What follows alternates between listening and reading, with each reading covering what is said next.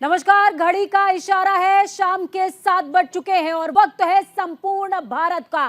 संपूर्ण भारत इस खास बुलेटिन में हम बात करते हैं देश के कश्मीर से लेकर कन्याकुमारी, मणिपुर से लेकर महाराष्ट्र तक, हर कोने, हर राज्य, हर हलचल की।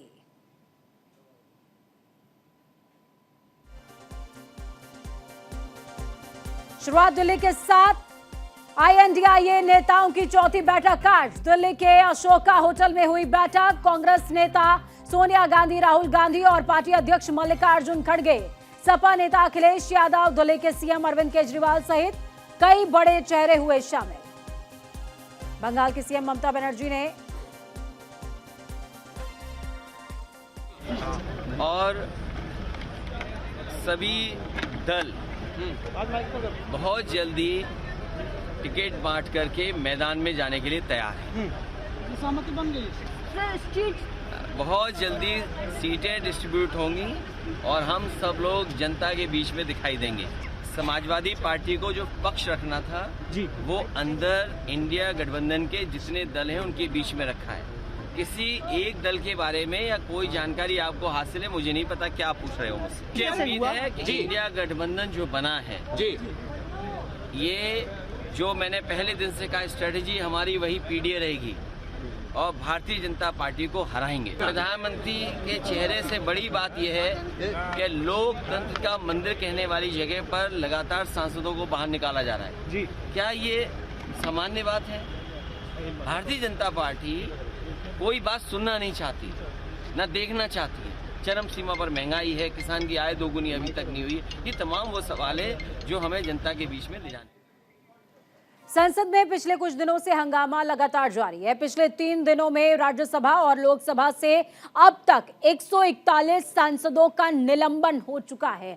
आज लोकसभा से 49 और सांसदों को निलंबित कर दिया गया, जिसमें मनीष तिवारी, शशि थरूर, सुप्रिया सुले, डिंपल यादव, फारूक अब्दुल्ला, कीर्ति चिदम्बरम, सुदीप बंदोपाध्याय, दानिश अली, राजीव रंजन सिंह सहित 49 लोकसभा सांसदों को सत्र के विशेष अवधि के लिए निलंबित किया गया। सोमवार को भी दोनों सदनों से 78 सांसदों को निलंबित कर दिया गया था।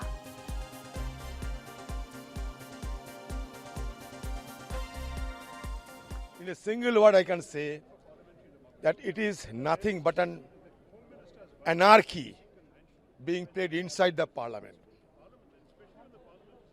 Anarchy being played inside the parliament. They don't have even an iota of faith upon the parliamentary system in our country.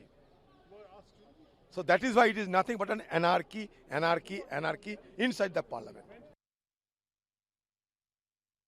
आज लगभग 40 से ज़्यादा एमपी सस्पेंड हुए हैं और कल भी लगभग राज्यसभा और लोकसभा को मिला के 80 से ज़्यादा एमपी सस्पेंड हुए हैं।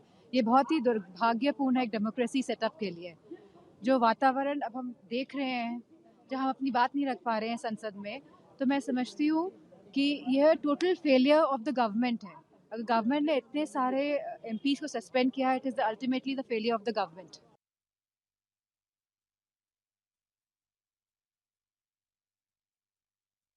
कभी आपने डेमोक्रेटिक हिस्ट्री में इंडिया की ये भी नहीं तो देखा होगा कि इतने सांसदों का निलंबन एक साथ हो। 1 हुए, 2 हुए, 4 हुए या 6 हुए, मुझे तो नहीं ख्याल आता कि इससे भी ज़्यादा हुए होंगे। इतने करीब करीब सैकड़ों सांसदों का निलंबन ये दिखाता है कि सत्ताधारी पार्टी बहुत एरोगेंट हो गई है।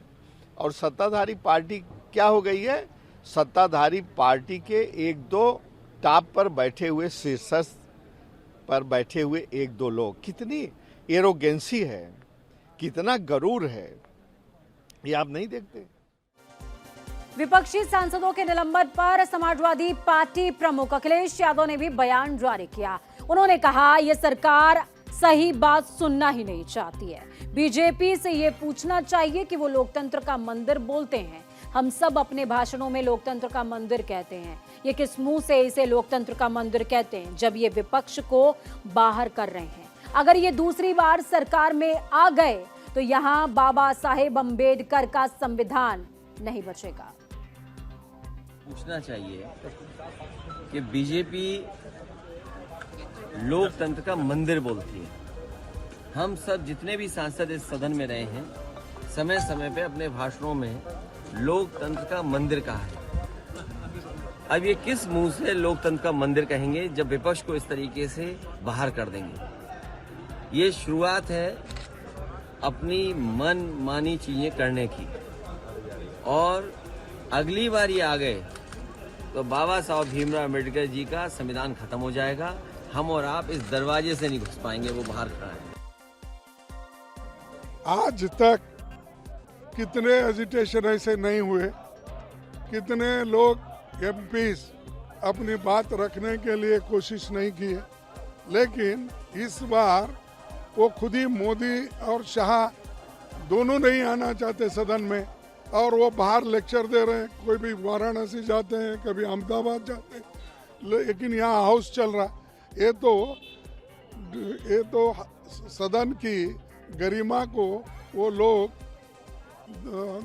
एक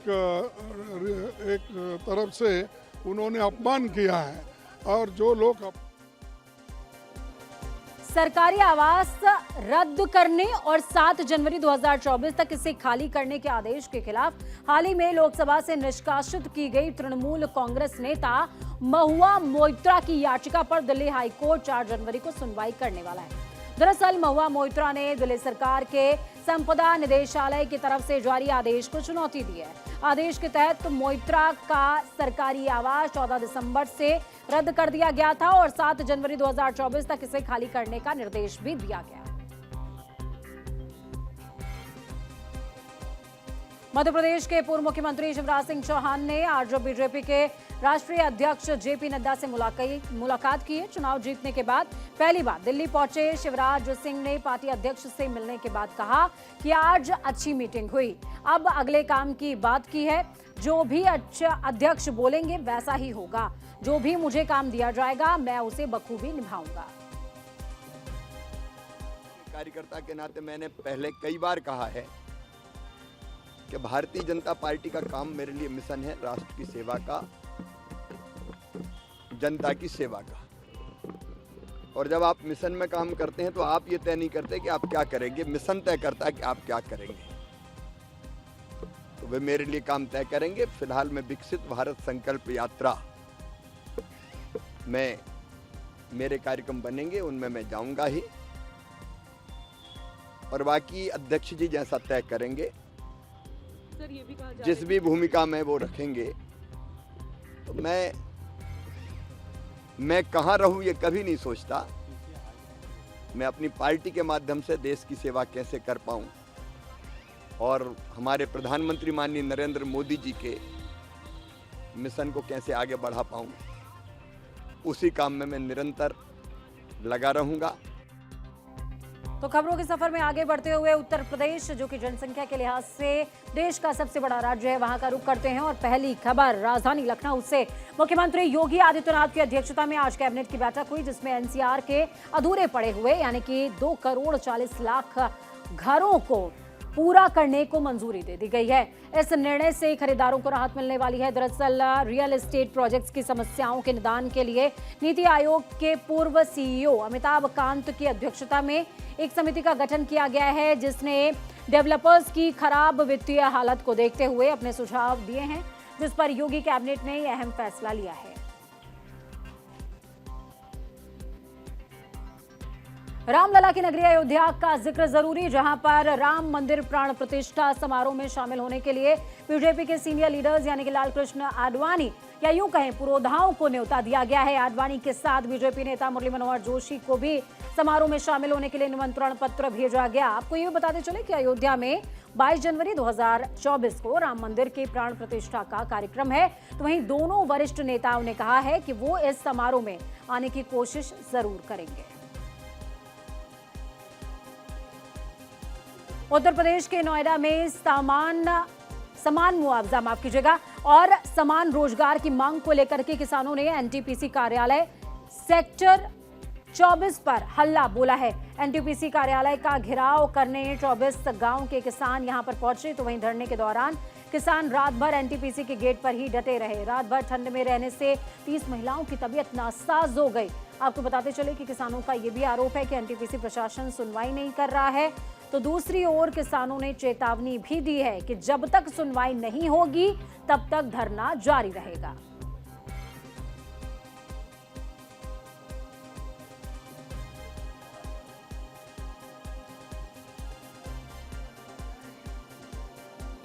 उत्तर प्रदेश के बाद रुख करेंगे देश के सबसे बड़े राज्य यानी कि राजस्थान का। राजस्थान के नए मुख्यमंत्री भजनलाल शर्मा सीएम पद के शपथ लेने के बाद पहली बार भरतपुर पहुंचे थे।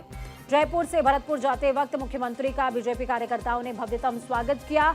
इसी बीच वो महुआ भी पहुंचे, जहां महुआ बाईपास के पास उन्हें सम्मानित किया गया। इसके साथ ही ब्राह्मण समाज के लोगों ने उनसे मुलाकात की और भगवान परशुराम की तस्वीर भेंट की है।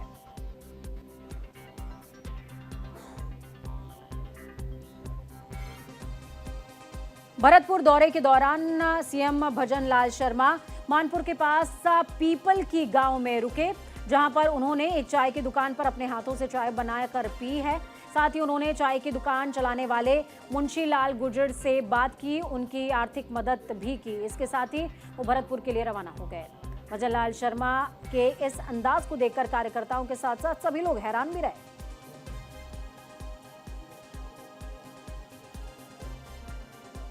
राजस्थान में कांग्रेस के हार के बाद पूर्व मुख्यमंत्री अशोक गहलोत का बयान सामने आया। उन्होंने कहा, मुझे हारने का जितना दुख नहीं है उतना मुझे इस देश की चिंता है कि देश में क्या हो रहा है।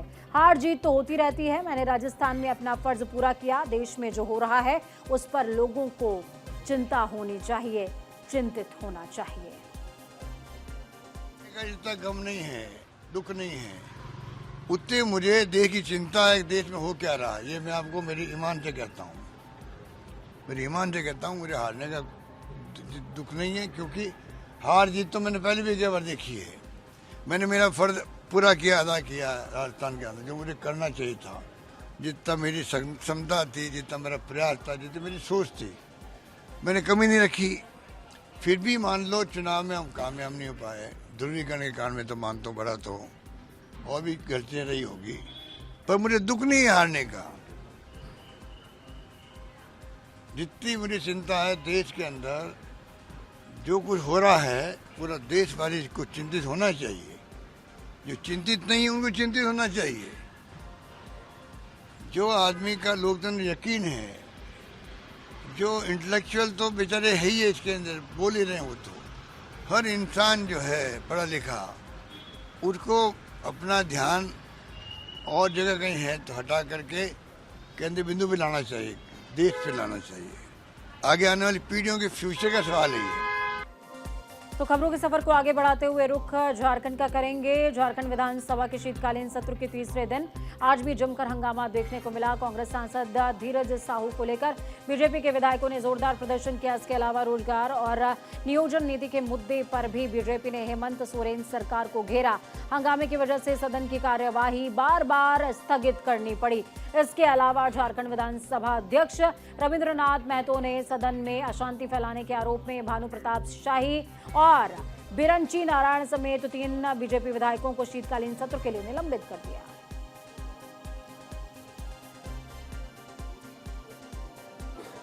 जिक्र छत्तीसगढ़ का। छत्तीसगढ़ विधानसभा चुनाव के बाद विधानसभा का पहला सत्र आज से शुरू हुआ है। नवनिर्वाचित सदन का पहला सत्र शुरू होने के साथ ही नए विधानसभा अध्यक्ष के नाम का भी ऐलान हुआ।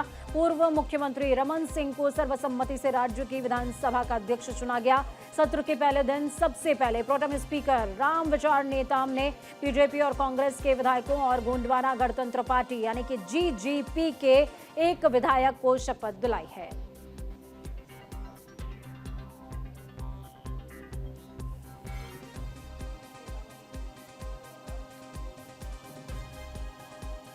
छत्तीसगढ़ के जगदलपुर में तेज रफ्तार कार डिवाइडर से जा टकराई। इस हादसे में 2 लोगों की मौके पर ही मौत हो गई है, वहीं 2 लोग गंभीर तौर पर घायल हो गए। आपको बताते चलें कि कार में सवार 4 युवक बर्थडे पार्टी मनाने के लिए निकले हुए थे। इस हादसे का वीडियो सीसीटीवी कैमरे में कैद हुआ है। फिलहाल हादसे के बाद घायलों को महारानी अस्पताल में भर्ती कराया गया, जहां उनका इलाज चल रहा है।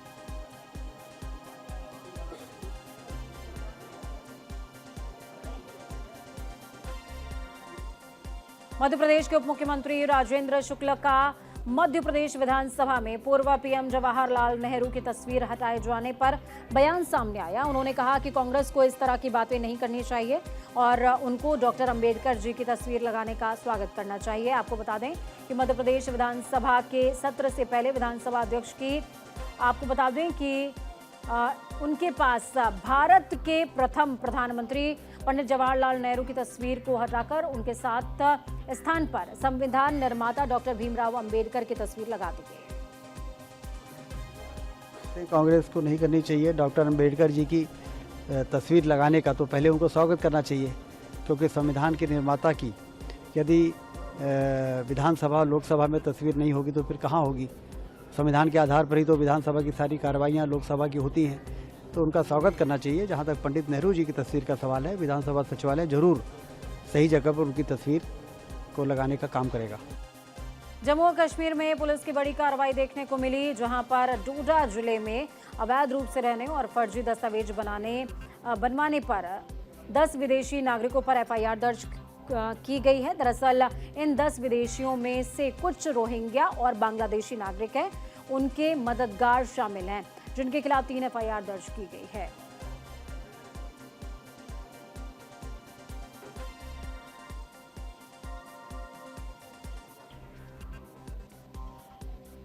खबरों में आगे बढ़ेंगे। गोवा की खबर का जिक्र जरूरी। गोवा के मुख्यमंत्री प्रमोद सावंत ने पुर्तगाली औपनिवेशिक शासन से गोवा की मुक्ति की 62वीं वर्षगांठ के मौके पर पणजी में राष्ट्रीय ध्वज फहराया। गोवा लिबरेशन डे की 62वीं वर्षगांठ के मौके पर सीएम ने कहा कि गोवा लिबरेशन डे को हम बहुत धूमधाम से मना रहे हैं। इसके तहत हमने कल ही स्वतंत्रता सेनानियों के बच्चों को भर्ती पत्र दिया। हम गोवा का समावेशी विकास कर रहे हैं।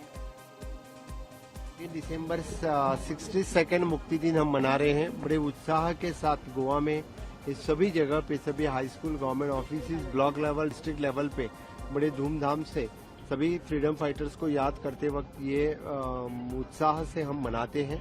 आज के इस अवसर पर जो फ्रीडम फाइटर कैटेगरीज के उनके बच्चों के लिए जो जॉब देने थे, वो जॉब हमने कल ही उनको रिक्रूटमेंट लेटर दिया है।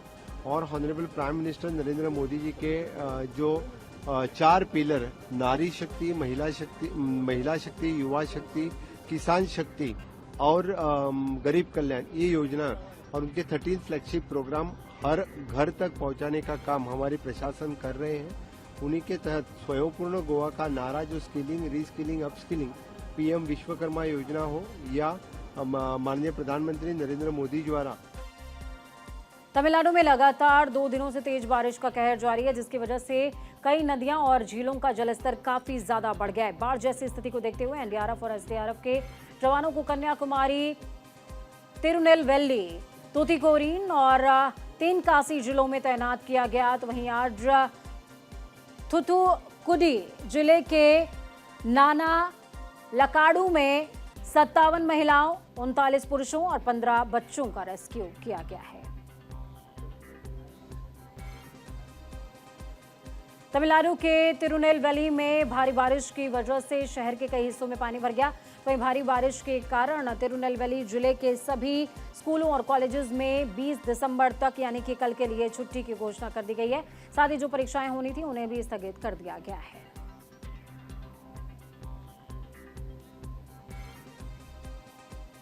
संपूर्ण भारत के खबरों के सफर में फिलहाल इतना ही, लेकिन देश विदेश की ताजा तरीन खबरों के लिए देखते रहिए न्यूज़ इंडिया, क्योंकि हमें राष्ट्र की आवाज। नमस्कार।